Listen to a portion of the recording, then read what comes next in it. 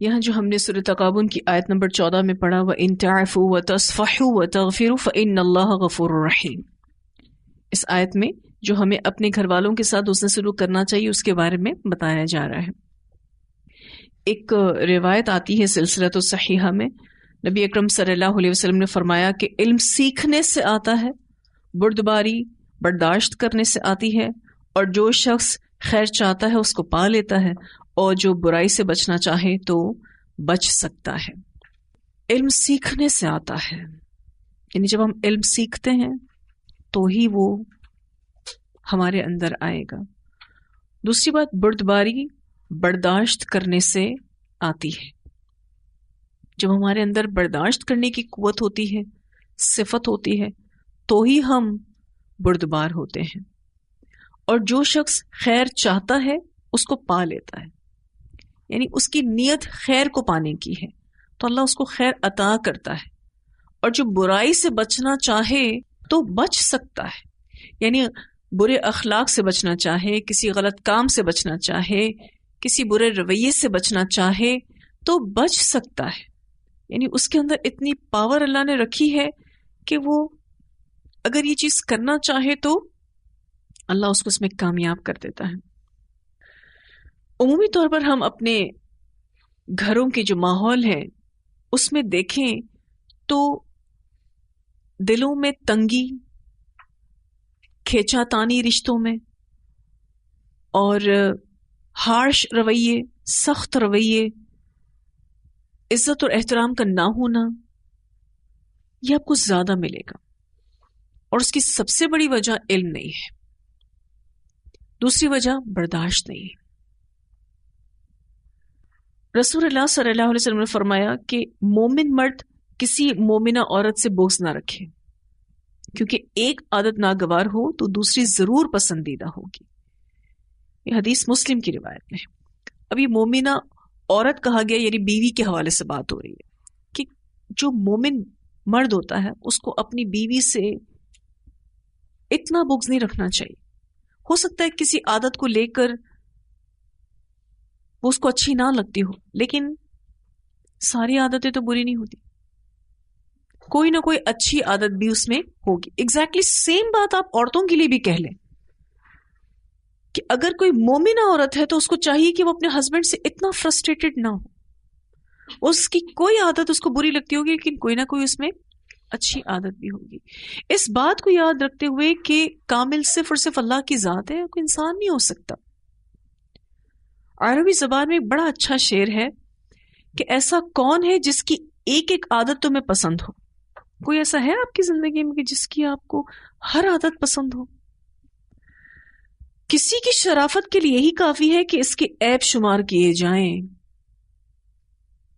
یعنی آپ کسی شریف انسان کے ہی عیب ٹٹولتے رہیں گے کیونکہ وہ کچھ بولتا نہیں۔ عیب تو سبھی میں ہوتے ہیں، کوتاہیاں تو سبھی میں ہوتی ہیں، لیکن جو کچھ نہیں بولتا اس کے عیب زیادہ ڈھونڈے جاتے ہیں۔ اس سے جو گھریلو زندگی ہے، جو ازدواجی زندگی ہے، وہ بہت زیادہ فسادی ہو جاتی ہے۔ ماں باپ بچوں کے عیب ڈھونڈتے رہتے ہیں، بچے ماں باپ کے عیب ڈھونڈتے رہتے ہیں، ٹھیک ہے، بچے آپس میں ایک دوسرے کے عیب ڈھونڈتے رہتے ہیں، اچھا ہسبینڈ وائف ایک دوسرے کے عیب ڈھونڈتے رہتے ہیں، اور کرٹیسزم چلتا رہتا ہے، جس کی وجہ سے یہ آیت جس میں بہترین اخلاق سکھائے گئے ہیں اپنی فیملی ممبرس کے ساتھ کرنے کے، وَإِن تَعْفُوا وَتَصْفَحُوا وَتَغْفِرُوا پر عمل نہیں ہو سکتا۔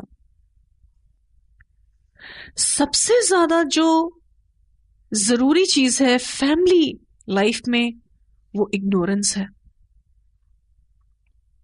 نظر انداز کرنا، کیونکہ آپ کی اگر شادی ہوئی ہوئی ہے جس سے بھی، وہ کمپلیٹ تو ہے ہی نہیں۔ یہ بات مردوں کو بھی سوچنی چاہیے اور یہ بات عورتوں کو بھی سوچنی چاہیے، اور اپنے ہسبینڈ کی باقاعدہ تعریف کرنی چاہیے۔ یہ فیملی میٹرز کو بڑا خوبصورت رکھتا ہے۔ اسی طرح سے شوہر کو بھی چاہیے کہ وہ اپنی بیوی کی تعریف کرے، ان چیزوں میں اس کو اپریشیٹ کرے کہ جو واقعی اس کی اچھی ہے۔ عمومی طور پر کیا ہوتا ہے گھروں میں، جو چیز غلط ہے اس کو ہائی لائٹ کیا جاتا ہے، حالانکہ ہائی لائٹ ان چیزوں کو کرنا چاہیے جو اچھی ہیں۔ اس سے رشتے بڑے فریش رہتے ہیں، اور ایسا بھی دیکھا جاتا ہے کہ عمومی طور پر شوہر اس بات کے خواہاں ہوتے ہیں کہ بیوی ہماری تعریف کرتی رہے، اور وہ اپنی بیوی کو تھوڑا سا بھی اپریشیٹ نہیں کرتے، اور وہ یہ نہیں دیکھتے کہ اس سارا دن اس کے گھر کو، اس کے بچوں کو، اور اس کی اور دیگر دی ہوئی ذمہ داریوں کو پورا کرتی ہے۔ اس کو ایسا لگتا ہے کہ وہ کمانے جاتا ہے تو وہ زیادہ بڑا کام ہے۔ دیکھا جائے تو دونوں کے اپنے اپنے کام اپنی جگہ اہمیت رکھتے ہیں۔ بالکل اسی طرح سے کچھ بیویاں اپنے ہسبینڈز کو کسی طرح کی اہمیت نہیں دیتی ہیں، وہ کہتی ہیں اچھا جی جا کے صبح کما کے آ جاتے ہیں، ہم سارا دن گھر میں کام کرتے ہیں، تو وہ ان کو ویلیو نہیں کرتی۔ یہ دو ایکسٹریم رویے آپ کو معاشرے میں نظر آئیں گے۔ اب بسا اوقات ایسا ہوتا ہے کہ اگر کوئی ایسی آزمائش میں مبتلا ہے کہ آپ کو کوئی اپریسیشن نہیں مل رہی، تو اس کا ہرگز یہ مطلب نہیں ہے کہ آپ اپریشیٹ نہ کریں۔ عمومی طور پر ہم کیا کرتے ہیں کہ جو ہمیں ملتا ہے نا، ہم اس کے رپلائی میں کچھ رویے دیتے ہیں۔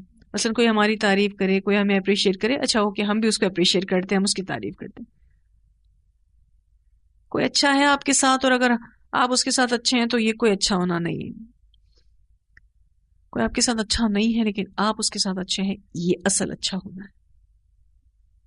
آپ کو کوئی اپریسیشن نہیں مل رہی، آپ کو کوئی محبت کے دو بول نہیں مل رہے، لیکن آپ سامنے بول رہے ہوں، ادھر آ کر آزمائش بڑی ہو جاتی ہے۔ ایسے میں خود کو استقامت دینا ان سب چیزوں پر ٹف جاب ہے، لیکن کرنا تو ہے، کیونکہ جوابی معاملات جو ہوتے ہیں نا، اس میں کوئی ایسج کوالٹی نہیں ہے، وہ تو جواب ہے کسی بھی اچھے سلوک کا۔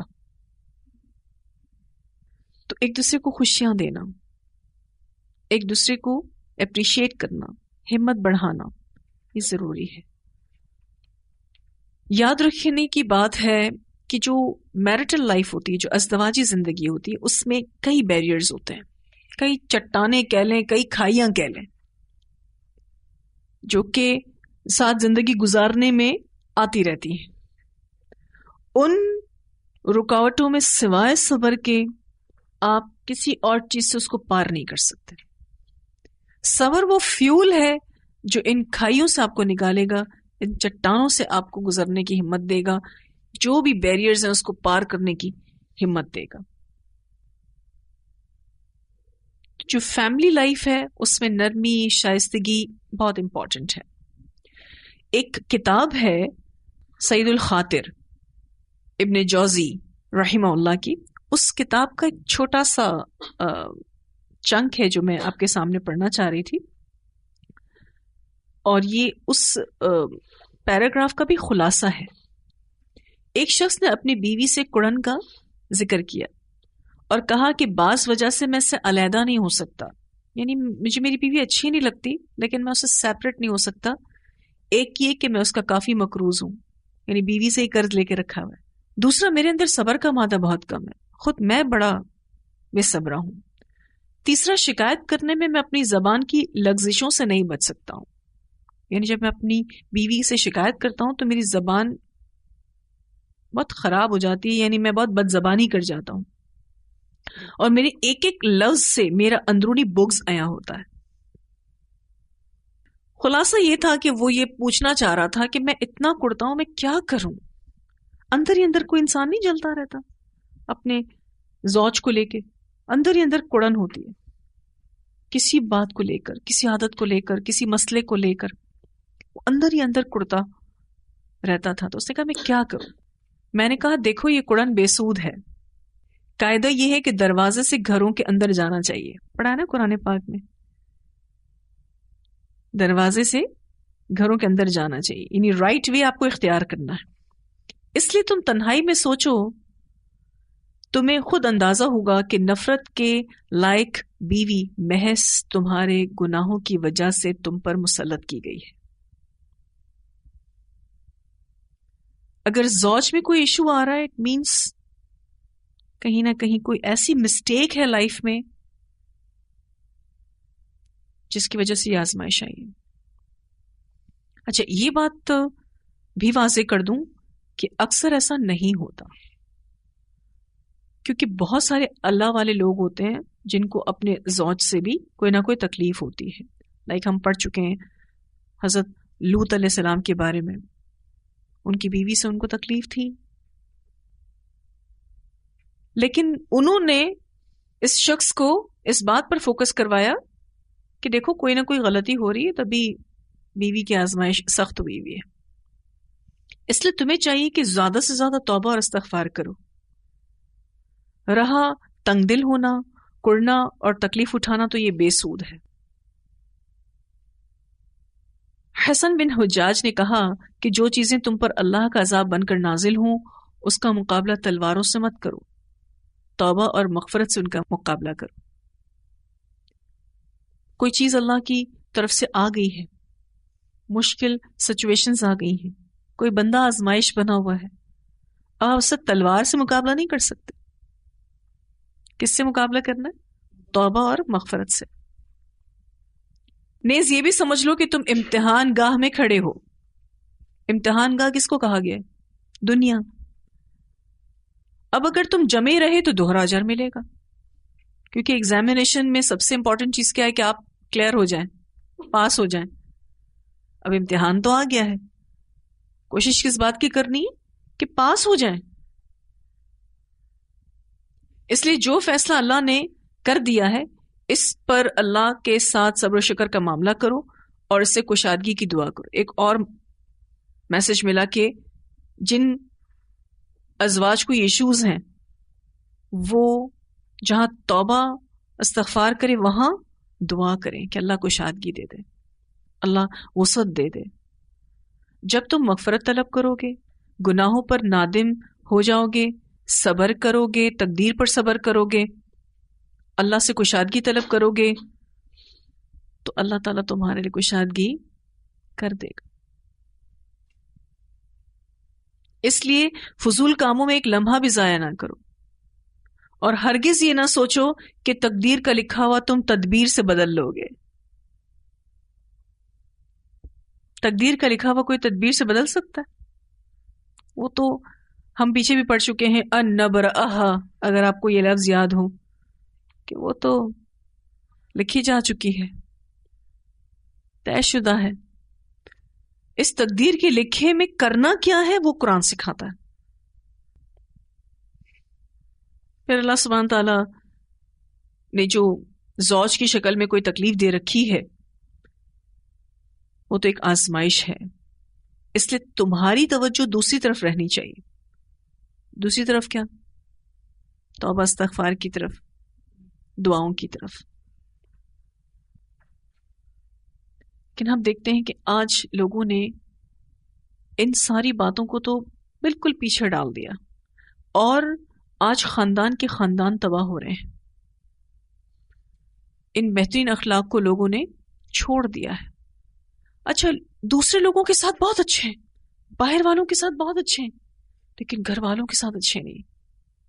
تو آپ صلی اللہ علیہ وسلم نے فرمایا کہ تم میں بہترین وہ ہے جو اپنے گھر والوں کے ساتھ اچھا ہے. اور گھر کو بنانے میں بیوی کا ہاتھ زیادہ ہے. یہ بات تو یاد رکھنی پڑے گی کہ گھر کو بنانے میں بیوی کا ہاتھ زیادہ ہے. اس کی وجہ یہ ہے کہ عورت کے اندر جذبات زیادہ رکھے اللہ نے. وہ محبت کے ساتھ،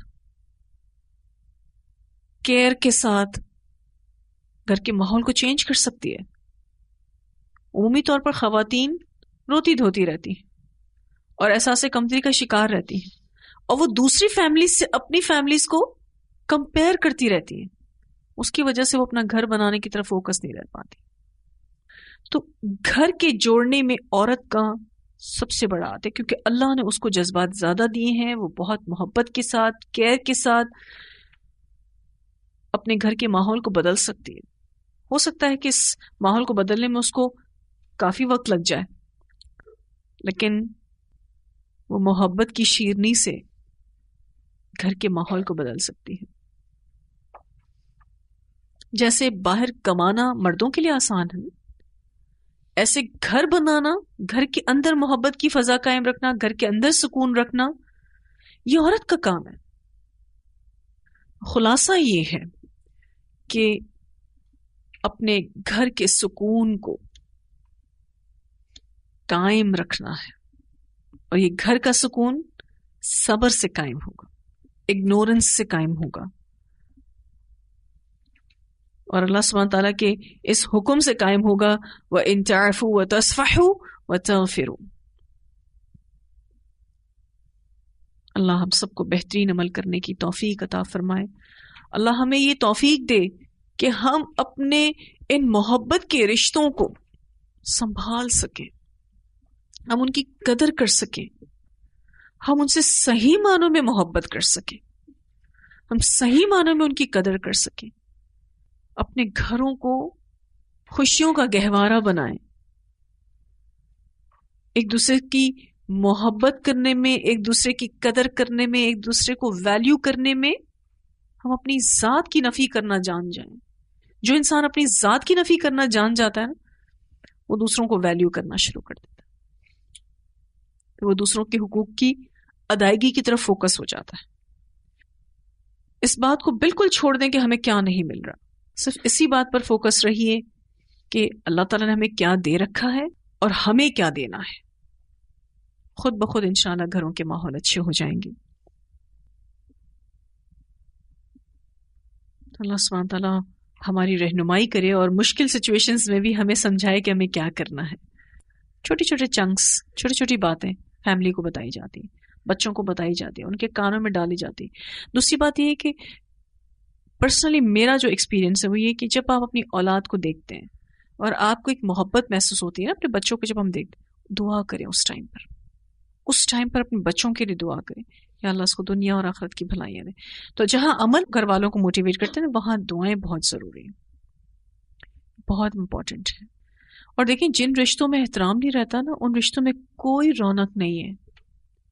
اس لیے رشتوں کا تقدس تو برقرار رہنا چاہیے. رشتوں میں کبھی بھی آپ جو ہے وہ یہ ٹکراؤ نہ آنے دیں. اگر کوئی کر رہا ہے تو وہ اس کا اپنا عمل ہے. مطلب اگر ہسبینڈ بد اخلاق ہو رہے ہیں، ہسبینڈ کچھ مس بیہیو کرتے ہیں، بیوی کو نہیں کرنا چاہیے. عمومی طور پر ہوتا کیا ہے، بیوی بھی رپلائی کرتی ہے اسی طرح کا. جن رشتوں میں تقدس نہیں، جن رشتوں میں عزت نہیں، ان رشتوں میں کوئی جان باقی نہیں رہتی. وہ ایک بالکل نیم مردہ پودے جیسا ہو جاتا ہے، ایک ٹائم آئے گا اس نے ختم ہو جانا. یہ جو معاف کرنا ہے، یہ یوں سمجھ لیجیے کہ گھر کے سکون کی چابی ہے، کی آف امن، کی آف پیس بہت ضروری ہے. جب تک آپ معاف نہیں کر سکتے، وہ بھی دل سے معاف کرنا ہے. بہت سارے لوگ اوپر سے معاف کرتے ہیں، اسی لیے اللہ تعالیٰ نے تینوں لفظ دیے ہیں یہاں پر، تعفو و تصفحو. تصفحو صفح سے ہے، صفح کہتے ہیں ایسا صفحہ، ایسا پیج جس پہ کچھ نہیں لکھا گیا، یعنی ایسا مٹا دیا کہ اب کوئی کچھ ہے ہی نہیں. جیسے خالی صفحہ کتنا فریش ہوتا ہے، بالکل ریلیشن ایسے فریش ہوتا ہے.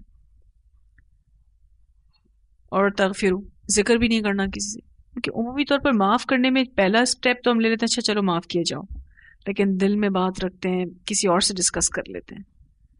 معاف کیوں نہیں کر سکتے، یہ تو اصل بات ہے. اللہ اتنا بڑا ہے، جب وہ معاف کر سکتا ہے ہمیں، تو بندہ کیوں نہیں معاف کر سکتا چھوٹی چھوٹی چیزوں کو لے کر گھر والوں کی. لیکن یہ مشکل امر ہے.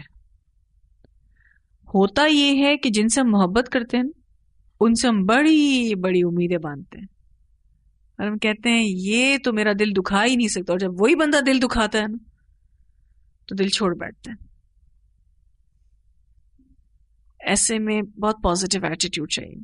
قرآن آپ سے کچھ زیادہ ڈیمانڈ نہیں کر رہا، کر رہا ہے نا.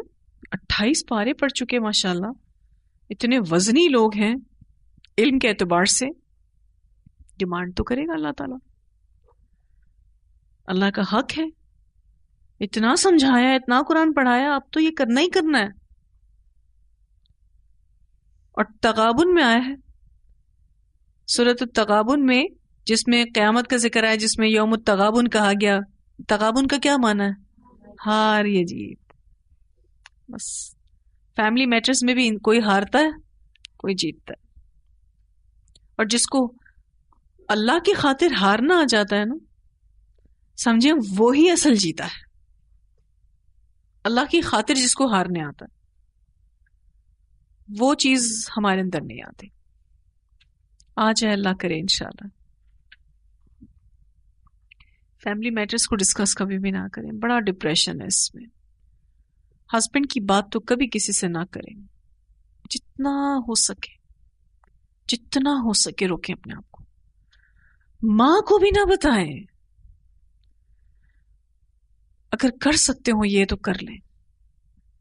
جب آپ یہ کرتے ہیں نا تو لوگ آپ کے بارے میں سوچتے ہیں آپ کو کوئی پرابلم ہی نہیں. اچھی بات ہے، ایسا سوچتے ہیں. آپ مجھے بتائیے کون سا ایسا گھر ہے جس میں کوئی پرابلم نہ ہو؟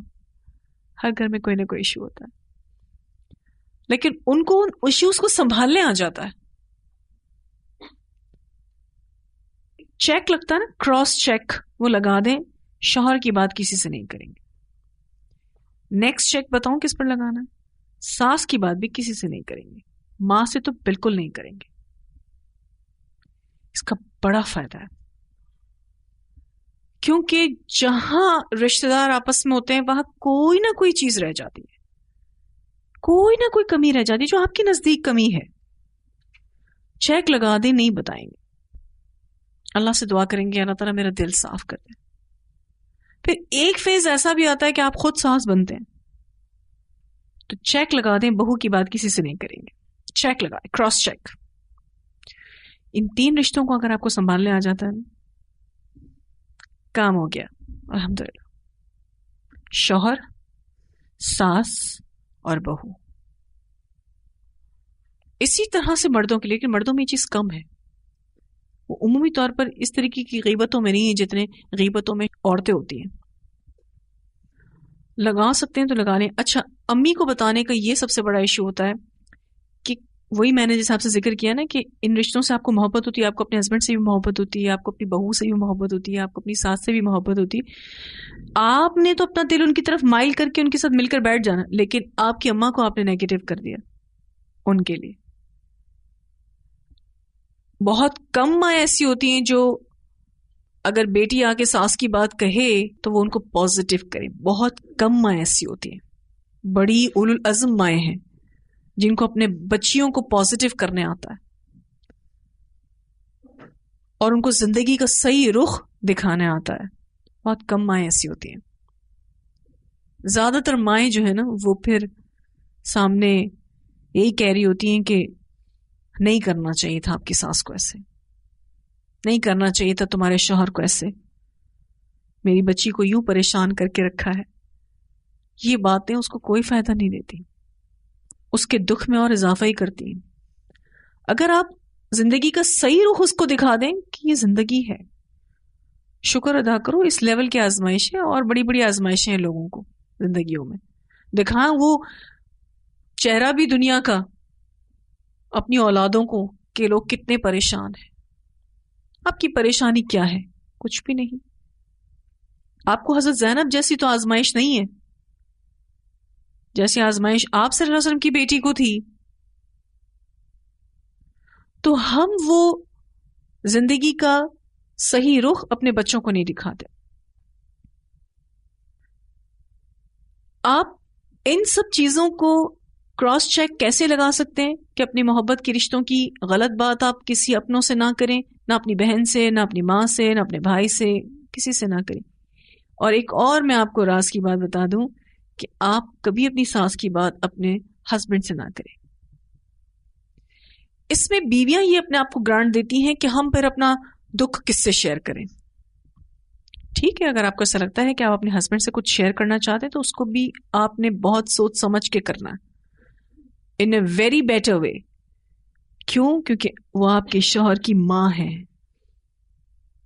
آپ ماں سے آگے نہیں ہو سکتی کتنا بھی کچھ کر لیں.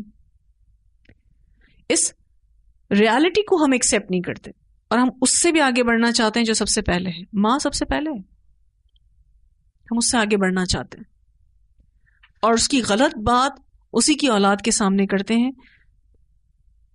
جو واقعی اپنی ماں کی اولاد ہوتے ہیں نا، وہ کبھی اپنی ماں کی بات نہیں سن سکتے. آپ یہ سوچتے رہ جاتے ہیں کہ آپ کی عزت جو ہے وہ آپ کے ہسبینڈ کی نگاہوں میں کیوں نہیں بن رہی. وہ یہی ریزنز ہوتے ہیں کہ ہم انہی کی محبت کے رشتوں کی بات انہی سے کر رہے ہوتے ہیں, ان کی بہن کی بات, ان کی ماں کی بات. ہاں کوئی ایشوز آ سکتے ہیں فیملی میں, پازیٹیو وے میں ڈسکس کریں کہ کچھ ایشوز ہیں, اس میں ہمیں کیا کرنا چاہیے, اور ساتھ تمہید بھی باندھنی چاہیے کہ نہیں امی ہے, وہ میری بہن ہے. اور آپ مجھے بتائیے اس طریقے سے معاملات ہوتے نہیں, تبھی تو اتنے میس ہیں گھر میں. میں نے آپ کو ایک بات کہی کہ دیکھیں اگر گھر میں کوئی بھی ناگوار بات ہوتی ہے, کسی سے بھی مل سکتی ہے, آپ کو آپ کی سگی اولاد سے بھی مل سکتی ہے. ایسا تو نہیں ہے کہ آپ کی اولاد کوئی غلطی کرتی نہیں, سگی اولاد سے بھی دکھ ملتا ہے. بڑے بڑے دکھ ہیں لوگوں کو سگی اولاد سے. اس بات کو گوارا کر لیں. تھوڑی دیر لگتی ہے اس مشکل میں, تھوڑا آپ پستے ہیں اس میں, ایسے جیسے کوئی درد ہو رہا ہے بہت ہر جگہ پر, لیکن اس مشکل وقت کو گوارا کر لیں. اور اگر ایسے ہو سکتے ہوں کہ جیسے کچھ نہیں ہوا, ایسے بن جائیں, یقین کریں آپ کے گھر سکون سے بھر جائیں گے. ایسا کریں کہ کچھ نہیں ہوا, اس کے لیے آپ کو باقاعدہ تحری کرنی پڑتی ہے کہ کوئی مسئلہ ہوا ہی نہیں تھا. اتنا کوئک معاف کرنا آنا چاہیے. اور ایسا معاف کرنا بہت کم ہے. لوگ ریپیٹ کرتے ہیں, ایسا ہوا تھا, ویسا ہوا تھا, یہ بھی ہوا تھا, وہ بھی ہوا تھا. اس سے بڑا مسئلہ ہوتا ہے, پھر خود بھی ڈپریس رہتے ہیں, دوسروں کو بھی ڈپریشن میں رکھتے ہیں. فائدہ نہیں.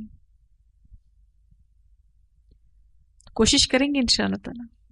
ٹھیک ہے, ماضی میں کچھ غلطیاں ہوئی ہوں گی کہ بڑی ناگوار باتوں کے ریاکشنز ہم دے گئے ہوں گے, اس کے لیے اللہ سے معافی مانگی. اور دیکھیں ہسبینڈ سے تو معافی مانگ ہی سکتے ہیں نا, کہ اگر ماضی میں کوئی ایسی چیز آپ کو میری ذات سے تکلیف پہنچی ہے, یا میں نے کوئی ایسی بات کر دی آپ کی محبت کے رشتوں کو لے کر, آپ مجھے دل سے معاف کر دیں. آئندہ میں کوشش کروں گی کہ ایسا نہ ہو. میں ایک پازیٹیو ایٹیٹیوڈ کی کوشش کروں گی. سمپل. آپ اپنا عمل درست کر لیں, اپنے عمل کو صالح کر لیں. باقی دنیا میں اگر کچھ اور ہو رہا ہے تو اس کی پوچھ آپ سے نہیں ہے, لیکن جو ہمارا عمل ہے اس کی پوچھ ہم سے ہے. ایک اور چیز اپنی گھریلو زندگی کو بہتر بنانے کے لیے, وہ یہ کہ کسی ایسے قابل اعتماد شخص سے ہی آپ اپنے پرابلمس کو ڈسکس کریں جو ایک پازیٹیو انسان ہو. اگر اپنے آس پاس کوئی ایسا نہیں ملتا تو اب آپ کے پاس کوئی نہیں جس سے آپ شیئر کر سکتے ہیں. تو انما اشکو بثی و حزنی الی اللہ. ساری شکایتیں, سارے مسئلے مسائل اللہ کے آگے رکھ دیں, کیونکہ اب آپ کے پاس آس پاس کوئی ایسا بندہ ہے ہی نہیں. اگر آپ نے کسی ناقابل اعتماد شخص کو اپنا پرابلم شیئر کر لیا, لا علم شخص کو اپنا پرابلم شیئر کر لیا, اس نے آپ کو اور مصیبت میں ہی مبتلا کرنا ہے. اس نے آپ کا کوئی بھلا نہیں کرنا. اور فون کالز کے نام پر جو یہ ڈسکشنز ہوتے ہیں نا, پر ڈے کے ڈسکشنز, مائنس کر دیں پلیز. ان سب چیزوں کو مائنس کرنے کے لیے آپ کو لازمی ہے کہ آپ اپنے آپ کو پازیٹیو ایکٹیویٹیز میں رکھیں, کیونکہ آپ کچھ نہ کچھ تو کریں گے. اگر آپ کے پاس اچھا کرنے کے لیے کچھ نہیں ہے تو آپ نے کچھ اور کرنا ہے. اور فارغ دماغ جو ہے وہ شیطان کی آماج گاہ ہے. آماج گاہ کسے کہتے ہیں؟ Permanent residence. ادھر ہی بیٹھے گا, اس نے جانا ہی نہیں کہیں. تو اسی لیے آپ کو اور مجھے اپنے آپ کو پازیٹیو کاموں میں لگائے رکھنا ہے, بزی رکھنا ہے. ابھی میں نے آپ کو جو سیرہ پڑھائی تھی اس میں ایک غزوہ بنو مستلق پڑھایا تھا. غزوہ بنو مستلق میں یہ ہوا تھا کہ جو بھی ہم نے سورہ منافقون میں بھی پڑھا الحمدللہ, کہ منافقین کی طرف سے بہت ساری باتیں آ رہی تھیں جو کہ مسلمانوں کو غصہ دلا رہی تھی. رسول اللہ صلی اللہ علیہ وسلم نے اس پورے لشکر کو 30 گھنٹے تک صرف چلایا. اور کیا سیکھنے کو ملتا ہے کہ جب اس طریقے کی کوئی بھی باتیں گھر میں ہو رہی ہوں جو ناگوار ہوں, آپ اپنے آپ کو بزی کر دیں دوسری چیزوں میں. اس سے انسان کو اپنے غم اور غصے کو کنٹرول کرنے میں مدد ملتی. آپ کسی ڈپریشن کے ساتھ صبح کلاس میں آ جاتے ہیں, کوئی مطلب میس ہوا گھر میں اور کلاس میں آ جاتے ہیں, کیا ہوتا ہے؟ ریلیکس, سکون میں آ جاتے ہیں. ہو سکتا ہے ہم بہت سارے مسئلے مسائل لے کر کلاس میں پہنچتے ہوں, پھر اس کے بعد جب ہم کلاس میں آ جاتے ہیں قرآن پڑھنے لگتے ہیں تو ہم بھول جاتے ہیں سب کچھ. کتنے لوگوں نے آ کے مجھے کہا ہے کہ باجی ہم جب کلاس میں آ جاتے ہیں, ہم قرآن پڑھنے لگتے ہیں, ہمیں سکون ہو جاتا ہے اور ہمارے مسئلے مسائل کا جواب ہمیں قرآن سے مل جاتا ہے. ایک قرآن کی برکت ہے, اس کی رحمت ہے. اب اتنا اچھا کیسے بنیں گے؟ کوئی بنا دے شاید ہمیں تو ہم بنیں گے. کیسے بنیں گے؟ خود ہی بننا پڑے گا نا, کہ کوئی اور بنا کے دے گا آپ کو اپنا آپ ایسا نہیں, خود ہی کرنی ہے اپنی اصلاح. ٹھیک ہے جی, انشاءاللہ تعالی. تو الحمدللہ بہت امپورٹنٹ ہمارا یہ ٹاپک تھا سورۃ التغابن کا, اور اللہ سبحانہ تعالیٰ نے ہمیں الحمدللہ یہ موقع دیا کہ ہم اس کو تفصیل کے ساتھ پڑھ سکے. الحمدللہ اللہ ہم سب کی ہمتوں کو بڑھائے, اللہ ہم سب کو صحیح راستہ دکھائے, اور اللہ ہمیں اپنے گھر والوں کی صحیح معنوں میں قدر کرنا سکھائے, ان تک دین کا صحیح پیغام پہنچانے کی بھی اللہ ہمیں توفیق دے. اللہ ہمیں زیادہ سے زیادہ دعائیں کرنے کی بھی توفیق دے, کیونکہ جب ہم دعائیں کرتے ہیں نا تو ایسا لگتا ہے کہ ایک بہت بڑا مسئلہ اللہ کے آگے رکھ دیا ہے, اللہ اس کو حل کر دے گا انشاءاللہ تعالی. دعاؤں کا ایک بڑا اچھا ایفیکٹ ہے, اور اسپیشلی جب آپ تہجد میں رو کے اللہ سے دعا کر لیتے ہیں نا اپنے بڑے بڑے ایشوز کے لیے, آپ کہتے ہیں بس اب یہ مسئلہ حل ہو جائے گا. آپ دیکھیں آپ کو یہی فیلنگز آ رہی ہوں گی کہ اللہ اب اس مسئلے کو حل کر دے گا. کیوں؟ کیونکہ وہ تہجد کا ٹائم تھا اور اللہ تعالیٰ نے وعدہ کیا ہے کہ کوئی بندہ ہے جو تیرے آگے ہاتھ پھیلا. وہ جو ہاتھ پھیلا کے اللہ تعالیٰ کے آگے ہم رو رو کے گڑ گڑا کے دعا کرتے ہیں نا, اللہ اس کو کیسے واپس لوٹائے گا آپ سوچیں. تو اللہ ہے, ہر چیز کرنے پہ قدرت رکھتا ہے. چینجز آتی ہیں اور آئیں گی انشاءاللہ, ہو سکتا ہے ہماری زندگی میں اور ہو سکتا ہے ہماری زندگی کے بعد.